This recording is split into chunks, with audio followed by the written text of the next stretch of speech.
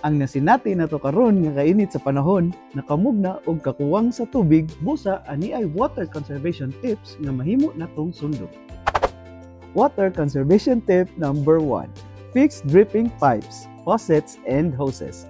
Kung mamatikdan nga dunay pagtulo sa tubig gikan sa inyong mga gripo, hose ug pipe, ayuha dayon kini aron dili mausik ang tubig ug makamugna og pagsaka sa inyong water bill. Number 2. Turn off tap while brushing your teeth. Kung mag-toothbrush, batasana nga i-off ang gripo aron dili mausik ang tubig. Ablihi lang kini kung maglimugmog na. Number 3.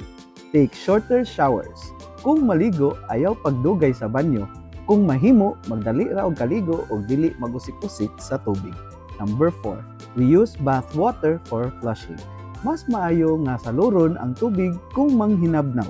Aron kini ra usab ang gamiton pag-flush sa toilet bowl. Daingon niini nga paagi makamenos ka sa tubig. Number 5. Save rice wash for watering plants. Ang tubig nga gigamit pagkilis sa bugas, maura usab ang gamita pagpamisdi sa inyong mga tanom.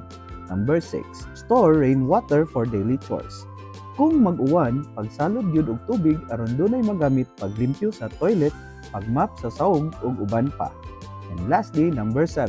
Use fewer utensils and dishes. Mas gamay ra ang kitchen utensils nga gamiton, mas menos ang paggamit sa tubig gikan sa gripo. Kining mga helpful tips hatod kaninyo sa Cebu City Public Information Office. Kini si Kuya Alex, nagpahinumdum kaninyo nga the safe way is always the best way.